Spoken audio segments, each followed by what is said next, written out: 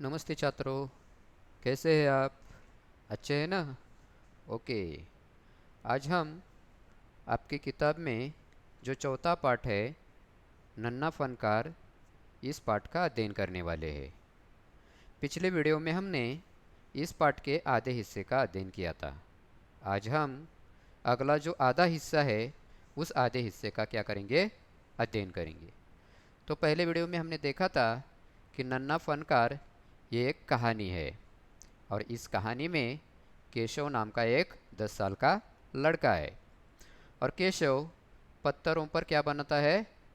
नक्काशी बनाता है, और उन पत्थरों की वो घंटियाँ बनाता है।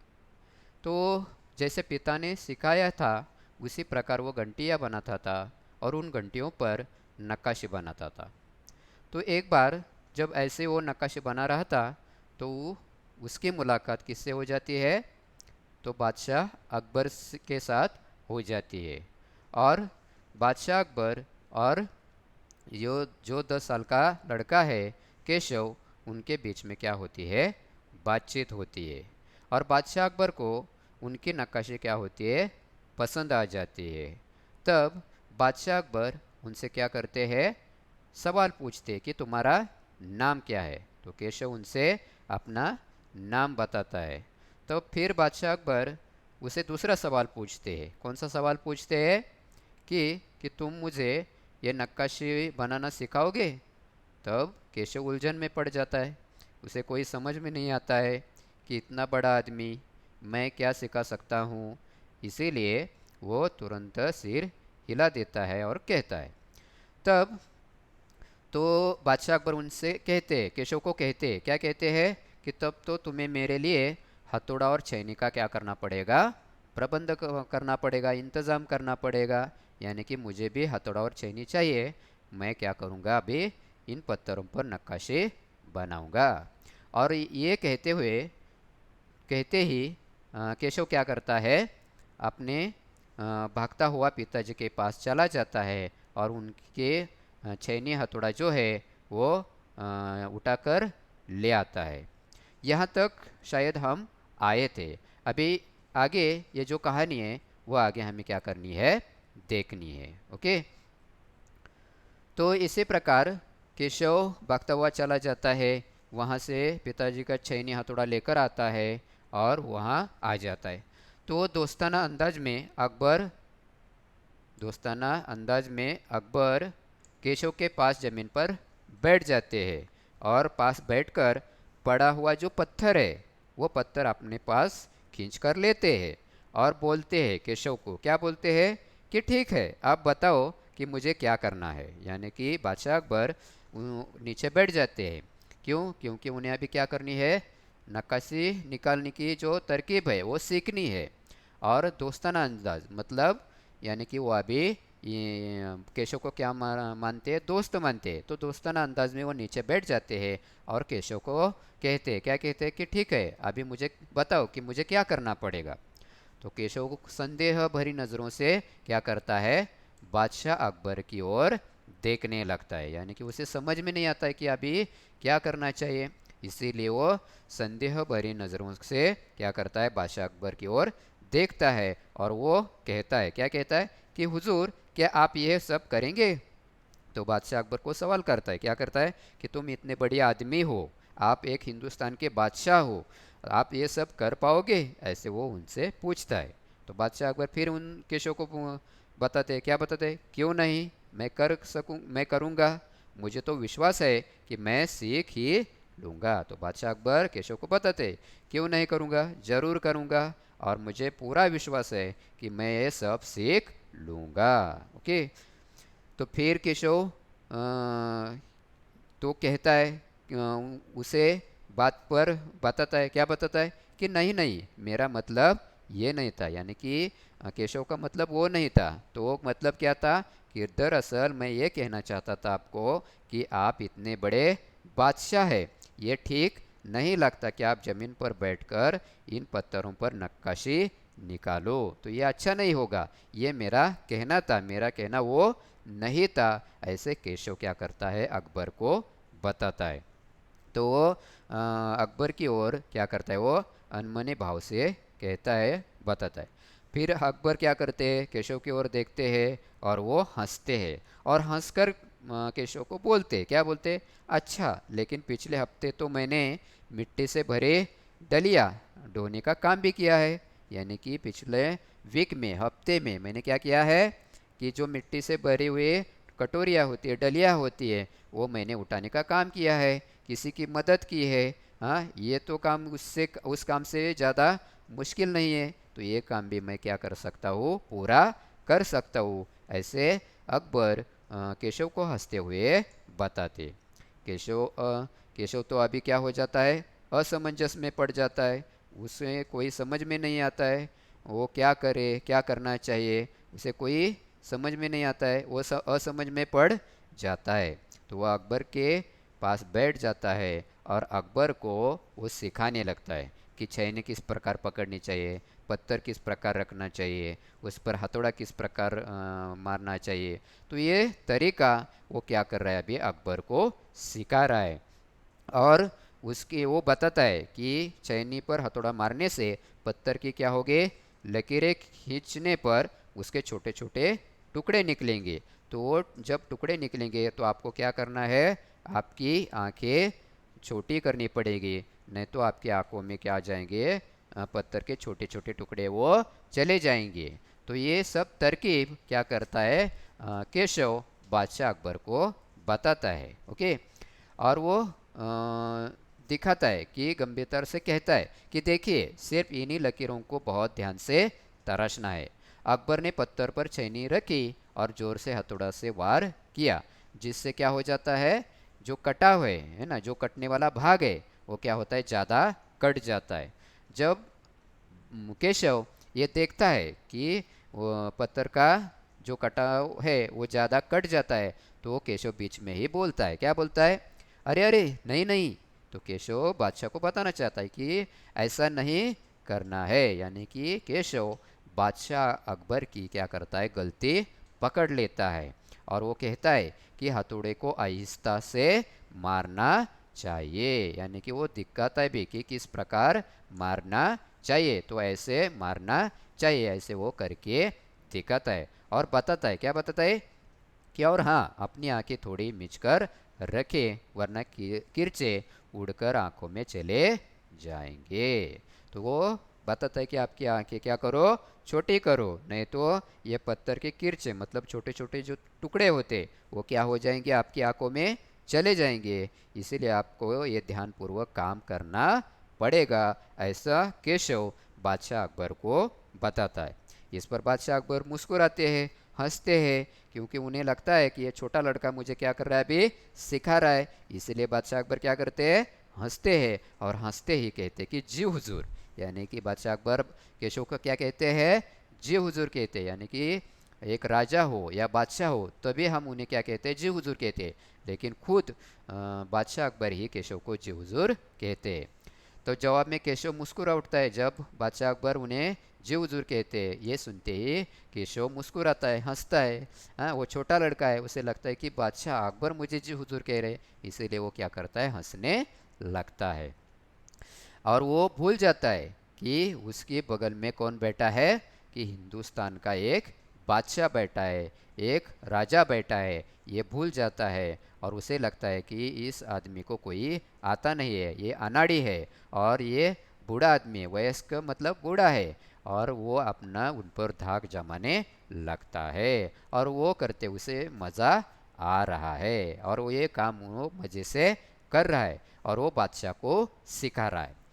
तब वो बड़े ध्यान से देख रहा था कि बादशाह अकबर किस प्रकार उन पत्थरों पर लकीरें खींच रहे हैं, किस प्रकार वो चैनी हथौड़ा का उपयोग कर रहे हैं। और बादशाह की जरा से भी चूक हो जाती है, भूल हो जाती है, गलती हो जाती है, तो केशव की क्या होती थी, त्योरिया चढ़ जाती थी। त्योरिया चढ़ जाना मतलब यानी कि उसे बहुत गुस्सा आ जाता था। यानी कि बादशाह अकबर से थोड़ी सी भी गलती हो जाती तो वो गुस्से से क्या करता था, उन्हें बताने का काम करता था कि इसी प्रकार नहीं, इसी प्रकार आपको काम करना पड़ेगा, इसी प्रकार नक्काशी आपको निकालनी पड़ेगी। इसी प्रकार वो त्योरियाँ यानी कि गुस्से से बादशाह अकबर को वो बताता था।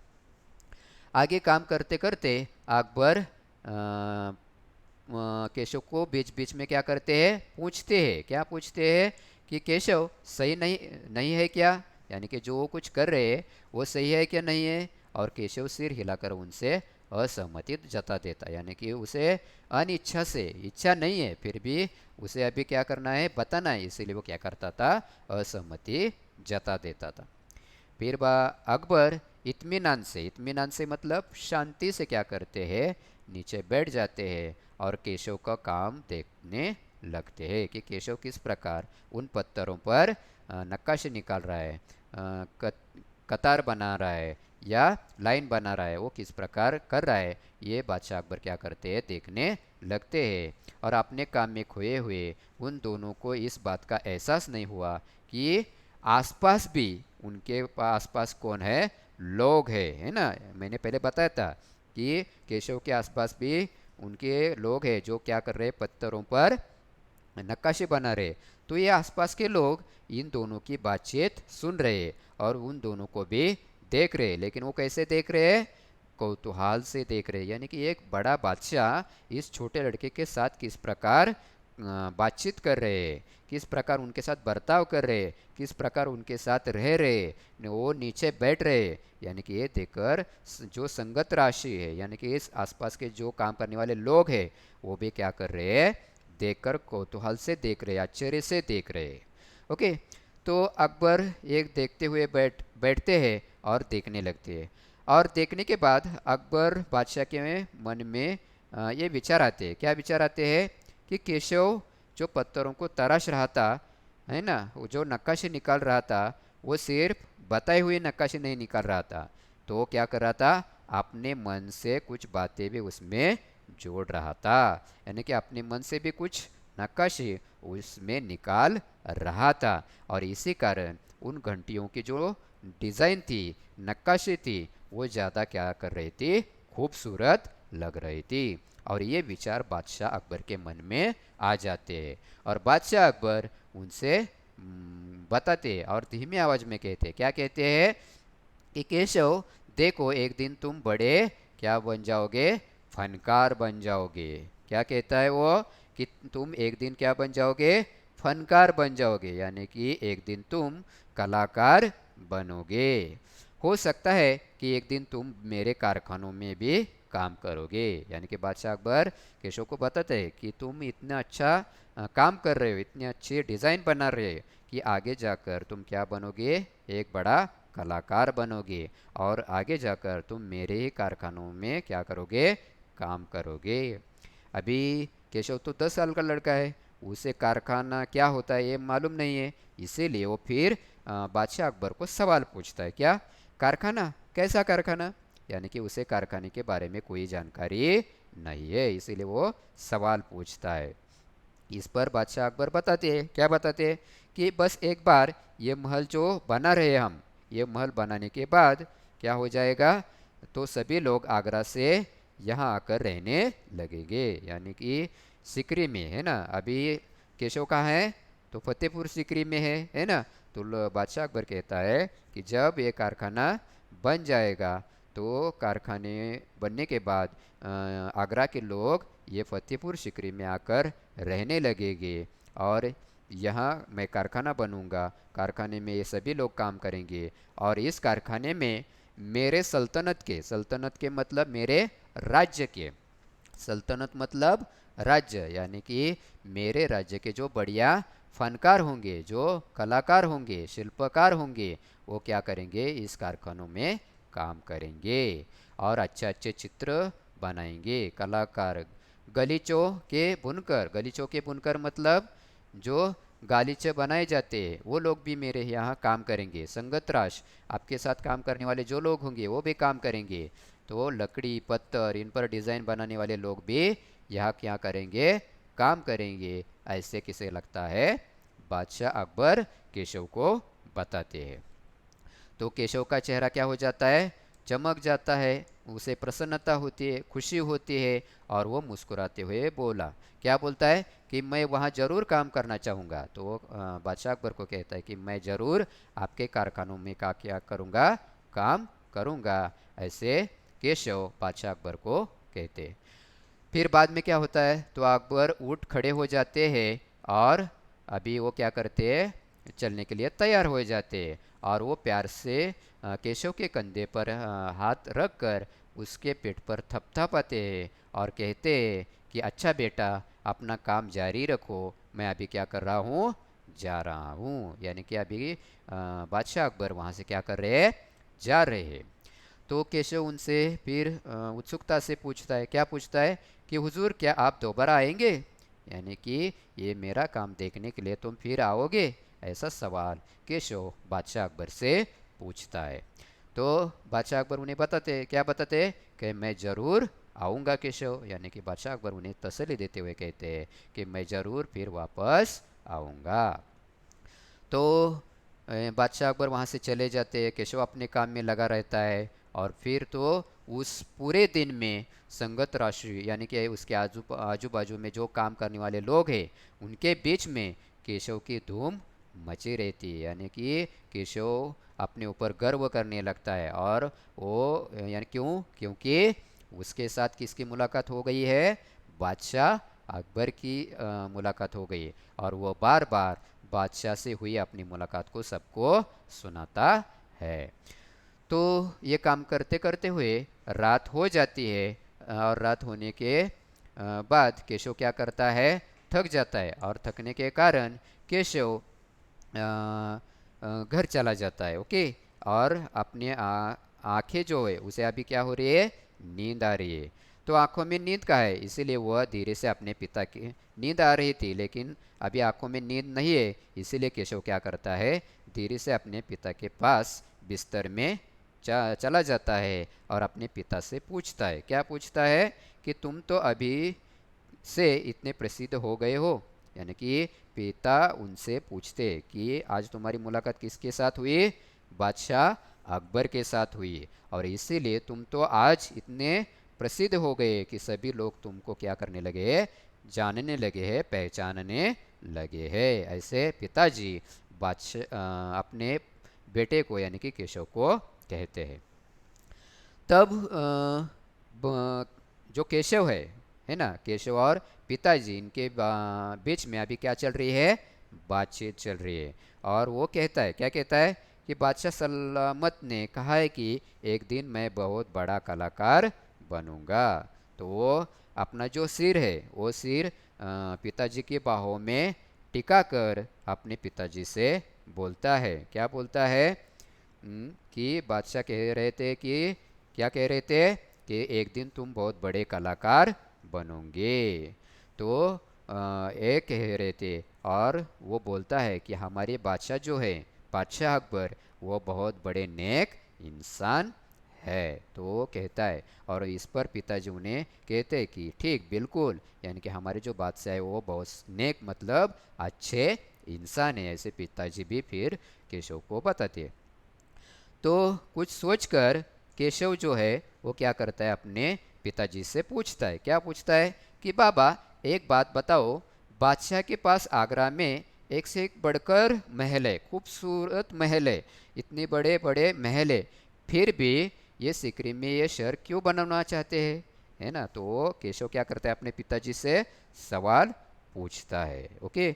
क्या सवाल पूछता है कि बादशाह अकबर तो आगरा में रहते हैं, है ना, और आगरा में उनके पास बहुत सारे महल है, एक से बढ़कर एक महल है, खूबसूरत महल है। तो ये जो बादशाह अकबर है ये सिकरी में ही क्यों अपना गांव या शहर बसाना चाहते हैं, ये सवाल केशव बादशाह अकबर के द्वारा या अपने पिताजी से वो पूछता है। तो पिताजी उन पर जवाब देते हैं, है ना। वो एक कहानी उसे बताते हैं, जो आपको मालूम है कि छात्रों, नहीं, यानी कि वो बताते हैं, क्या बताते हैं कि जो बादशाह अकबर है वो आगरा में बहुत सुंदर शहर है ना, पर सिकरी में नया शहर बनवाना चाहते हैं। क्यों बनवाना चाहते हैं, क्योंकि इसके पीछे एक खास वजह है, एक खास कारण है, और इसी कारण वो सिकरी में एक बहुत बड़ा शहर बसाना चाहते हैं। और मैं तुम्हें वो कहानी बता दूँ। तो बादशाह अकबर को कोई संतान नहीं थी, यानी कि कोई भी पुत्र नहीं था, कोई बेटा नहीं था। इसीलिए बादशाह अकबर हर वक्त क्या थे, परेशान थे, क्योंकि उन्हें कोई संतान नहीं थी। और वे बहुत से साधु संतों फकीरों के पास जाते थे, क्यों, किस लिए? तो संतान के लिए, पुत्र प्राप्ति के लिए, बेटों के लिए। कई जगह घूमकर आए थे, भटकते रहते थे। और एक दिन क्या होते हैं, भटकते हुए इस सिकरी गांव में आ जाते हैं। तो उनकी मुलाकात किसके साथ हो जाती है? तो ख्वाजा सलीम चिश्ती के साथ हो जाती है। यानी किसकी मुलाकात? तो बादशाह अकबर की मुलाकात ख्वाजा सलीम चिश्ती के साथ हो जाती है। अभी ख्वाजा सलीम चिश्ती कौन है? तो ये सूफी फकीर है। जैसे हमारे हिंदुओं में जैसे संत होते हैं ना, संत महात्मे होते हैं, उसी प्रकार मुसलमान में ये जो फकीर लोग होते हैं उन्हें क्या कहा जाता है? ख्वाजा ऐसे कहा जाता है। तो उन फकीर से बादशाह अकबर की क्या हो जाती है? मुलाकात हो जाती है, बातचीत हो जाती है। तो ख्वाजा सलीम चिश्ती को अकबर कहते हैं, पुत्र प्राप्ति के संबंधी वो पूछते। तो चिश्ती उन्हें कहते हैं कि मेरे ठहरने का इंतज़ाम करो, तुम्हें 3-3 संतानें होगी। यानी कि मेरे ठहरने का कहीं तो रहने का प्रबंध करो, तो मैं 3-3 संतानें अवश्य होगी, ऐसे ख्वाजा सलीम चिश्ती उन्हें बादशाह अकबर को कहते।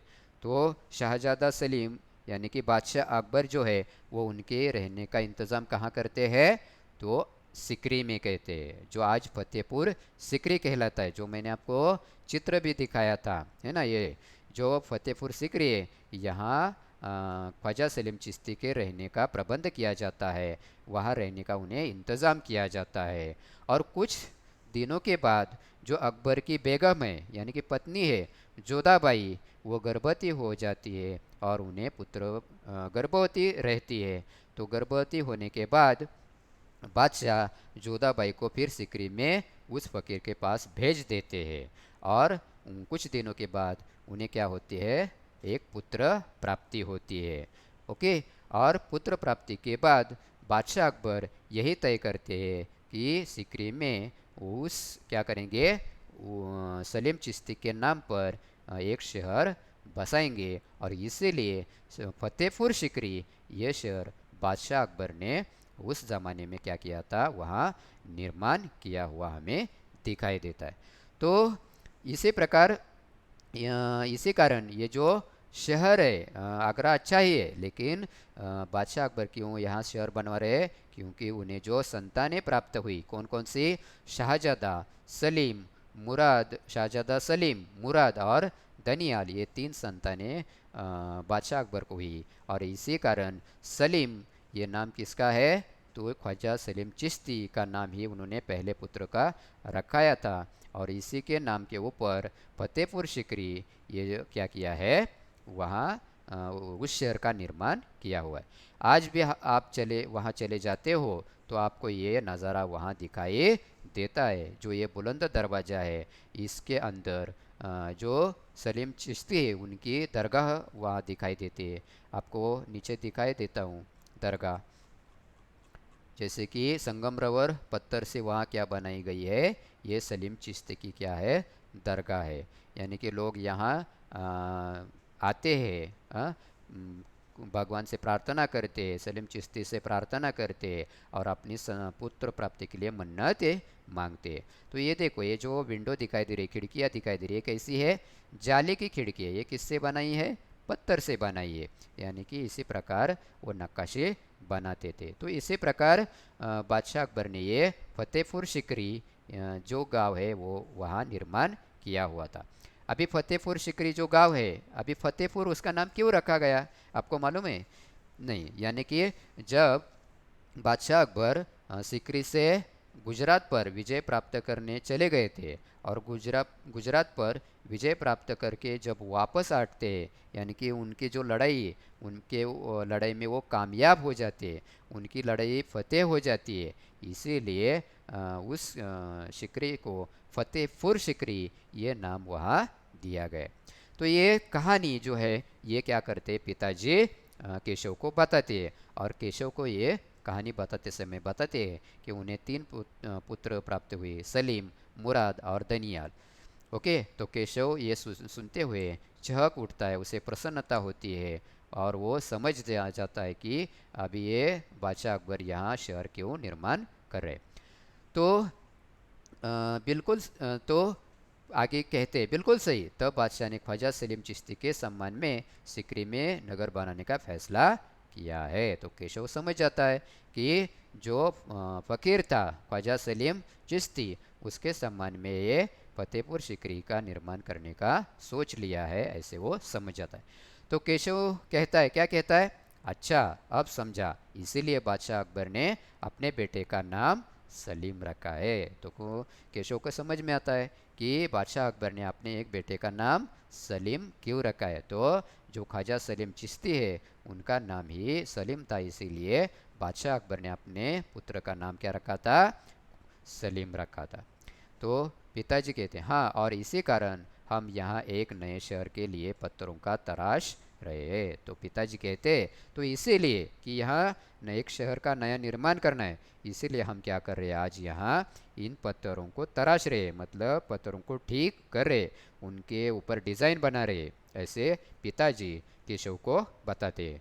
तो केशव हूँ करते हुए उसे क्या होती है, उन्नीदी आवाज़ में बोलता है, और पिताजी देखा कि उनका लाडला बेटा सो गया, यानी कि पिताजी देखते हैं कि केशव हूँ करते हुए अपनी नींद में चला जाता है और सो जाता है।